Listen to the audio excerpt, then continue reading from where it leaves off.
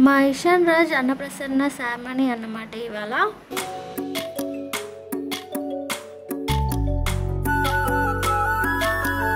మా చిన్నునికి అన్నప్రసన్న చేపియడానికి మా దగ్గరలో ఉన్న శివాలయము టెంపుల్కి అయితే వచ్చాము. ఇక్కడ లక్ష్మీనారాయణ స్వామి కూడా కొలువై ఉన్నాడు. అయ్యగారు మమ్మల్ని 9-9:30 లోపు రమ్మని చెప్పాడు. కాకపోతే మేము వెళ్ళేసరికి 10 అయింది. మేము వెళ్ళే టైంకి అయితే ఎవరు లేకుండే, చాలా ప్రశాంతంగా పీస్ఫుల్గా ఉండే. పూజ కూడా చాలా బాగా జరిగింది. ఇక్కడ నేను పూజ చేస్తుంటే మా చిన్నోడు కూడా నేను కూడా చేస్తా మమ్మీ అన్నట్టు అన్నిట్లని అందుకోవడానికి ట్రై చేస్తున్నాడు. యాక్చువల్లీ బాయ్స్కి 6 months పడి 6 daysకి తినిపించాలట.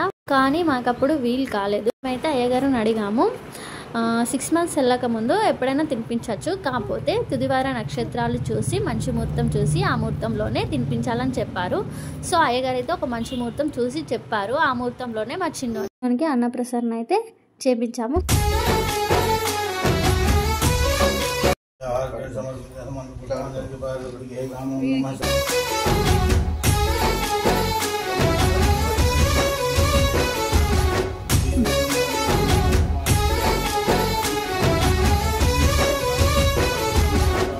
మా బావకైతే లీవ్స్ దొరకక రాలేడు, పాపం మిస్ అయ్యాడు.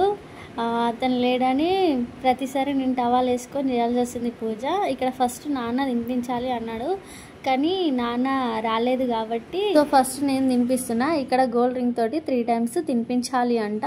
ఫస్ట్ గోల్డ్ రింగ్ తోటి తినిపించిన తర్వాత అమ్మమ్మ చేపించుకొచ్చిన వెండి గిన్నెలో పరమాన్నం తినిపించాలి అంట.